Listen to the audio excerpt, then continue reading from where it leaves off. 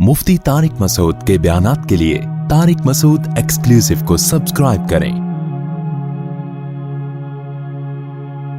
Tariq Masood exclusive.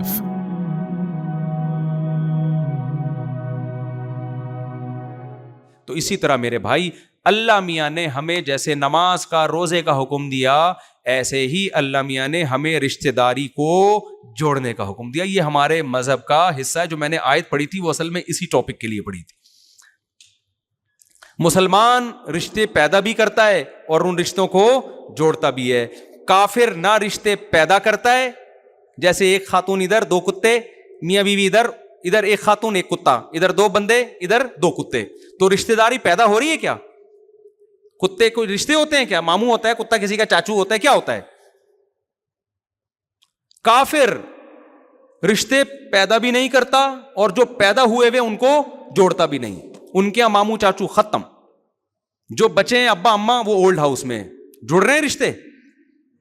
ना बहन भाई का रिश्ता, रिश्ता कस्टमर और जो ताजिर है ना उसका कस्टमर से रिश्ता होता है। एयर होस्टेस का रिश्ता होता है पैसेंजर के साथ। बटन दबाओगे आ जाएगी, क्या चाहिए आपको, फौरन आपसे पूछेगी। इससे ज्यादा रिश्ता इंप्लॉय का अपने बॉस के साथ रिश्ता होता है।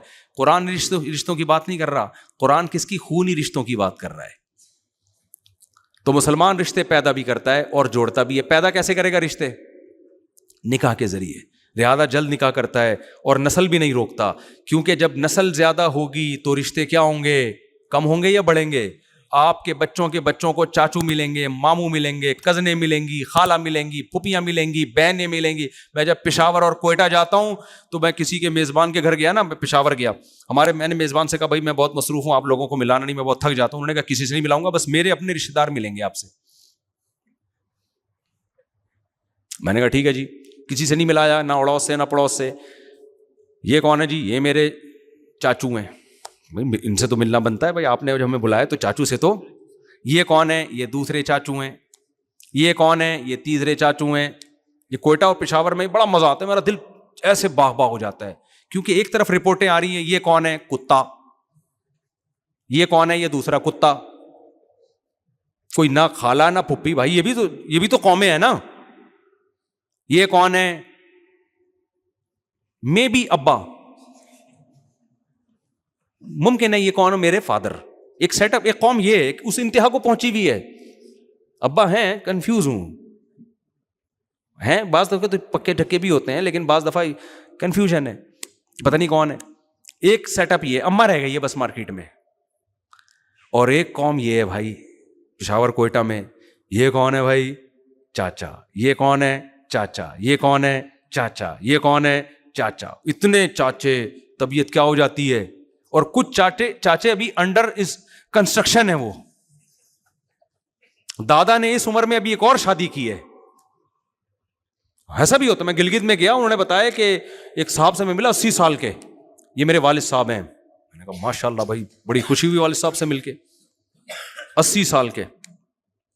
तो वह फिर उनके साथ गांव से शहर जा रहा था, तो कोई खातून बैठी हुई बुरके में, तो पता चला जी वो डिलीवरी केस है, इनके बच्चा होने वाला है। मैं समझा कि ये जो बेटे थे ना, इनकी वाइफ होगी, इनके बच्चा पैदा होने वाला होगा।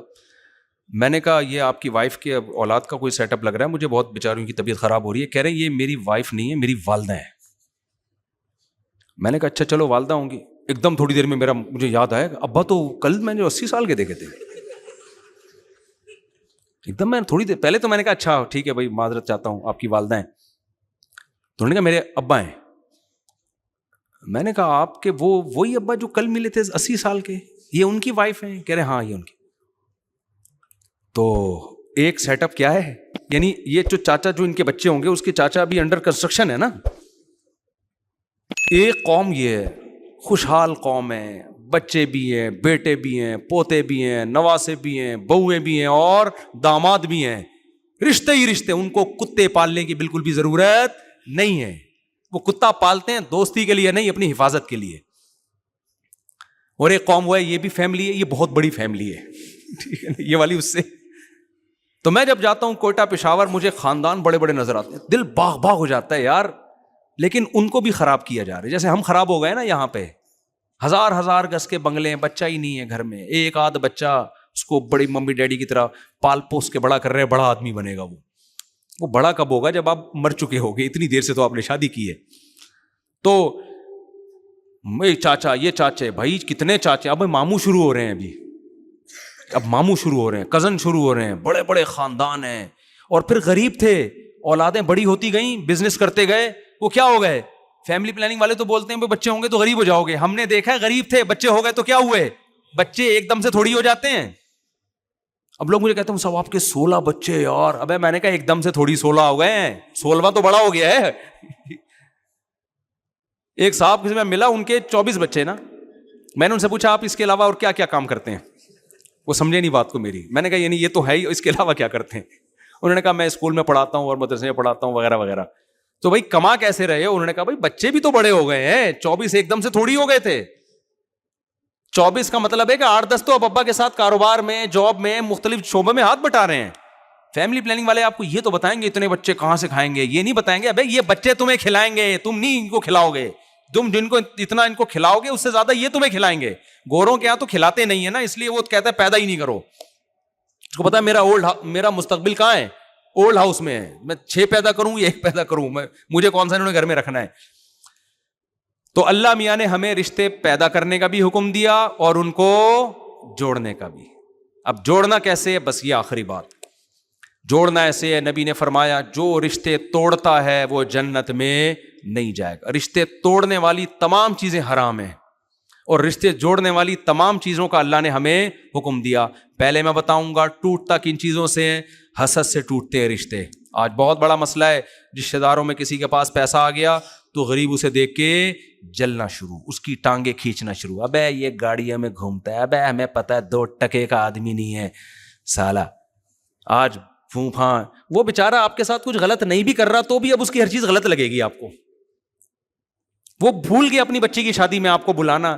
ابے جب غریب تھا تو ہمارے ساتھ بیٹھ کے انڈا موڑ پہ چائے پیا کرتا تھا, ابھی دیکھو اس کے اتنا بڑا ہو گیا, ابھی بچی کی کہاں یاد رہے گا. بھائی وہ واقعی بھول گیا.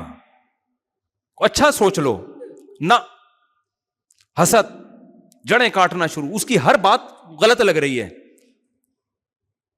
تو سب سے پہلا کام کیا کرنا ہے بھائی؟ رشتہ داروں میں کوئی زیادہ پھل پھول رہا ہے, آپ بولو بھائی اللہ کی دین ہے, کسی کو دے کے آزماتا ہے, کسی سے لے کے آزماتا ہے, اور دعا کیا کرو اللہ تمہیں اور زیادہ ترقی دے. اس کی بات کو نیگیٹو مت لے کے جایا کرو. کل ایک صاحب مجھ سے ملے, مجھے کہنے لگے مفتی صاحب آپ یوٹیوب پہ بہت اچھا کام کر رہے ہیں, بڑا مزہ آیا, آپ کے بیانات اتنے, خیر کما بھی رہے ہیں اس سے, ایسی بات نہیں. میں نے کہا یار یہ کیا ہے میں نے کوئی صفائی بیان نہیں کی. بھائی ہم نے جب یوٹیوب چینل بنایا تو ہمیں تو تصور بھی نہیں تھا کہیں بھی ہوتی ہے. میں نے کہا بھائی میرے تو جمعہ اور اتوار کے پہلے بھی بیان ہوتے تھے, اب بھی جمعہ اتوار کے ہی ہو رہے ہیں. مونیٹائزیشن تھی تو بھی یہی ہو رہا تھا, جب مونیٹائزیشن نہیں تھی تو بھی کیا ہو رہا تھا بولو یہی. جبکہ جب یوٹیوب چینل نہیں تھا تو بھی اتنے ہی بیانات ہوتے تھے جتنے اب ہو رہے ہیں. تو اب کیا ہو گیا؟ پروپیگنڈا. تو درمیان میں نے انہوں نے کیا کر دی لگ رہا ہے تپ گئے یہ ٹائٹ طریقے سے. ہاں وہ اصل میں اس طرح کی باتیں جو ہے نا وہ اصل میں ظاہر ہے تو دین کی خدمت تو اب ہوگی نا. تو بھائی میں تو 1994 سے بیان کر رہا ہوں اور پہلے زیادہ بیان ہوتے تھے, اب تھوڑے کم ہو گئے ہیں. اچھا خیر, تو اب کیا ہوتا ہے رشتہ داروں میں جب کوئی پھل پھول رہا ہے تو جیلسی خواتین میں بہت زیادہ ہوتی ہے. کوئی کسی کی تعریف کر دے, کسی کے حسن کی, بھائی میک اپ کا سارا وہ ہے, اصل میں سارا کیا ہے. اس دن میں نے دیکھا تھا نہا کے آئی تھی, اصل چہرہ نظر آئے. تو ہر آدمی دوسرے آدمی سے جل رہا ہے, ہر عورت دوسری عورت سے جل رہی ہے.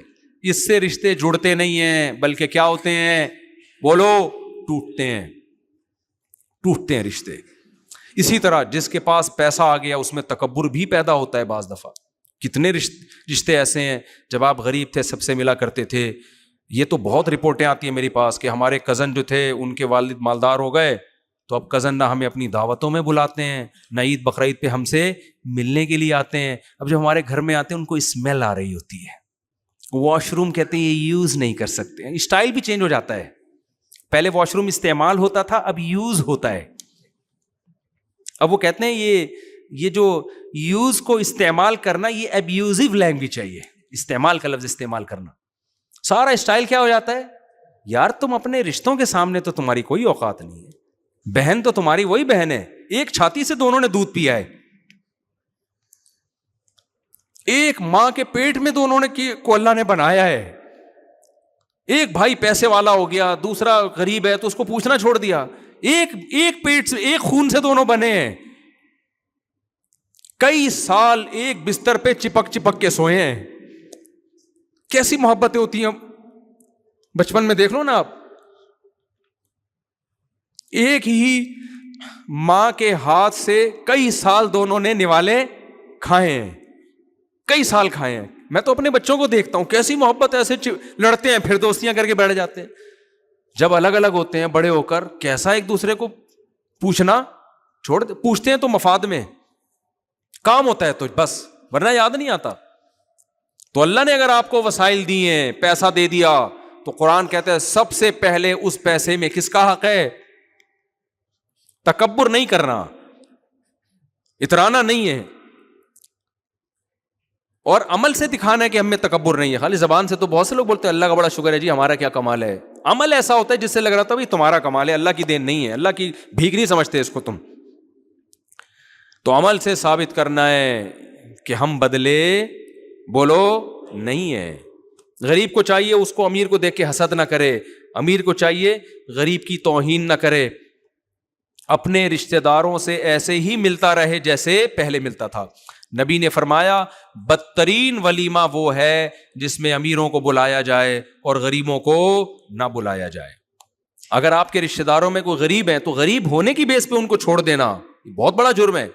ہمارے ایک دوست کی شادی ہوئی, اب وہ مدرسے میں پڑھتے تھے, خود بڑے مالدار تھے. وہ مدرسے میں ان کے سارے دوست غریب بیچارے, مدرسے میں تو زیادہ تر غریب طلبہ ہوتے ہیں. اب ان کے کلاس فیلو تھے, اپنے ولیمے میں انہوں نے بلانا تو تھا نا ان کو. میں یہ نہیں کہہ رہا سارے غریبوں کو پکڑ کے آپ اپنے ولیمے میں بلا لیں, وہ پلیٹیں بھی کھا جائیں گے, کوئی بھروسہ نہیں ہے. بعض اتنے غریب ہوتے ہیں پلیٹیں چوری کر کے لے جاتے ہیں, ان کو مسئلہ ہوتا ہے ان کے ساتھ. لیکن جو ریلیٹیو ہیں آپ کے, ان غریبوں کی بات کر رہا ہوں جن سے کوئی تعلق ہے آپ کا, ان کو صرف غریب ہونے کی بیس پہ نہ بلانا. اب انہوں نے کیا کیا کہ ان کے مدرسے کی کلاس فیلو بیچارے گاؤں دیہاتوں کے سارے غریب سے, خود بڑے مالدار تھے وہ, تو انہوں نے جب شادی کی تو اپنے کلاس فیلوز کو بلایا. وہ جب ان کا ولیمہ ہو رہا ہے تو ادھر بڑے ڈیفینس کلفٹن کے 3 پیس سوٹ ٹائی میں لوگ آ رہے ہیں, ان کے بڑے بھائی بڑے خوش. ادھر دیکھا کہ ٹوپیوں والے اور چپلوں والے مدرسے کے طلبہ بھی آ رہے ہیں. ان کے بڑے بھائی کا میٹر گھوم گیا کہ ابے کیا یار, یہ کیا بلایا یار, ہماری کوئی پرسنالٹی نہیں ہے یار, یہ کن لوگوں کو تو بلا کے لے آیا ہے. ٹھیک ہے نا, نہ پہننے کی تمیز ہے نہ چپلوں کی تمیز ہے. وہ بیچارے غریب, ان کے پاس چپل کہاں سے وہ پہنتے وہ. لیکن مجھے اس بندے کا عمل بہت پسند آیا. میں نے کہا اس نے اپنے ان مالدار رشتہ داروں کو خوش کرنے کے لیے اپنے غریب دوستوں کو نظر انداز بولو نہیں کیا.